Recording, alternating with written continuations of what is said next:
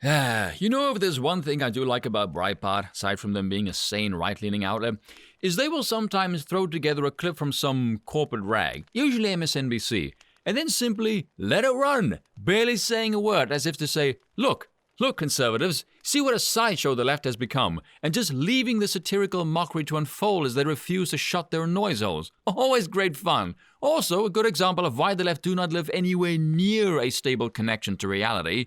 Anyone who drowns their minds in this much swill, I honestly think will eventually need some form of psychological rehabilitation. Well, either that or lobotomy at the hands of a fucking jackhammer. And so I am sure many are familiar with Joy Reid, the woman, and I'm being very generous with that term, who continuously fails to live up to her own name. Being the most miserable psychopath on a dying platform does seem to drive one to the brink of insanity. Not that it ultimately matters, words going around that Joy Reid's position at MSNBC is on the fritz, and ironically joyous day it will be, one that can't come soon enough. Still, given the circumstances, I suppose you can act like a lost lunatic without too much fear of repercussion. You're on the way out anyway. Legitimately though, I do want to know, how much of a say does she have on how she reports the stories on her segments? And does she get to pick them? Because Lord knows the damage inflicted by her on society has taken quite a toll. Black women are already known for being loud and stupid stereotypically. No, I will not apologize for that, that's just the way it is. And while her grammar can perhaps spar with a 5th grader at a spelling competition, the outrageously stupid take she has on her show makes me think she can't write for shit, and more than likely she'd end up eating the crayon. So Missouri is presenting a new bill, amusingly bill number 666, gotta love the optics, which is being brought forth to strengthen self-defense claims. The act presently is being slandered by its opponents as the Make Murder Legal Act. Now, if you know how America tries to name their acts, with the name being the complete opposite of its stated intention, then you know Make Murder Legal Act is going to be a fucking great act. And as we all know with the law, innocent until proven guilty is the bedrock principle that we all stand by. However, in Missouri, when it comes to self-defense, this is not the case.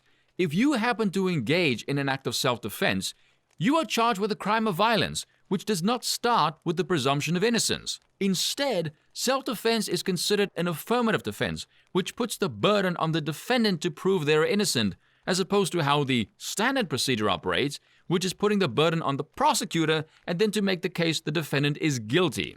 The claim then, from these colossal morons, is if this bill is passed, you can simply kill anyone you desire, willy-nilly, claim self-defense, and you would get away with murder, as if it's an open and shut case, which makes no sense. The bill does not prohibit the police from gathering evidence, collecting witness testimonies, or anything else that would lead to a conviction in the investigation. Far as I know, the only thing that would change is the burden of proof falls onto the prosecution. This isn't some radical new unheard of position, this is standard practice. So that demented woman, the world's worst propagandist poorly disguised as a piss-poor news anchor, says the bill was of course praised by the McCluskeys. You guys remember them? These guys. Remember now? The ones standing in front of their mansion when the BLM rioters came their way? I find it hilarious. The people called those they oppose non-violent protesters.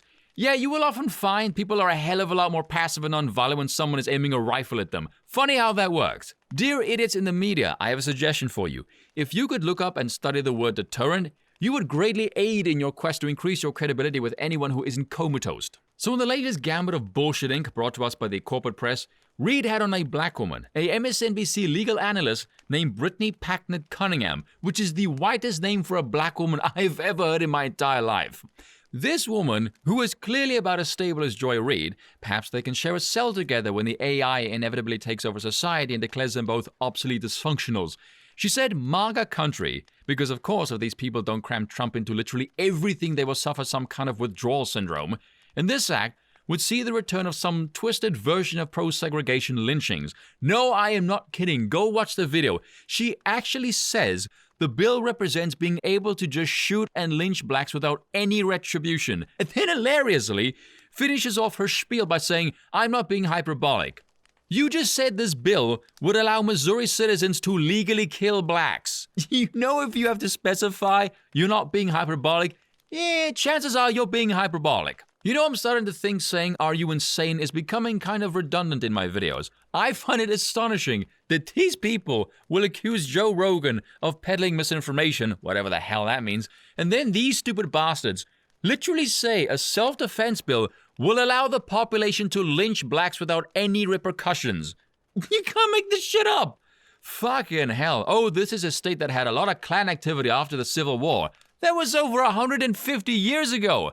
Hell, the one that tried to revive the Klan was Woodrow Wilson, a progressive Democrat, you fucking stupid bitch. Do you think that Annalise, who's a native to Missouri, is going to leave the state if the bill passes, as if white people are going to jump her immediately and lynch her? Of course not, she knows this is total bullshit. Secondly, here is a spicy take for you. White people do not need to lynch blacks. Look at the homicide rate. They do a perfectly fine job of killing each other all by themselves. You can just leave them alone. It seems to be a naturally occurring phenomenon without the guidance of the all-knowing white hand. That's why I said before, if blacks want to segregate themselves away from white people who they think are apparently itching for a lynching again, feel free to do so. It's not going to bother us. We're not going to lose anything from your misadventure. We'll just shrug our shoulders and go, all right then, Godspeed, I guess. I'll end this with a simple set of uncomfortable questions for that idiot on MSNBC and her claims of racismus. Let's look at the Asians, alright? Who are also a minority and rather unrepresented in the US. Except in STEM fields, for some reason they're very well represented. Why is that? Why is that Asians outperform you in damn near everything but homicide? Is it because of a good family structure, value for education, an overall better culture that doesn't worship gangs, drugs, sexual promiscuity, and violence? And do you think repeated interaction with the latter might produce some kind of prejudice in any sane living creature? Or maybe they're just genetically predisposed to being smarter than you. Guess what? You gotta pick one. Is it the culture or is it the genes? And here's a fun realization for you. Regardless of which one you choose, both prove systemic racism is a total crock of shit. See, this is why we can't have a conversation anymore, because the other side is genuinely insane. And that's all for today. Until next time.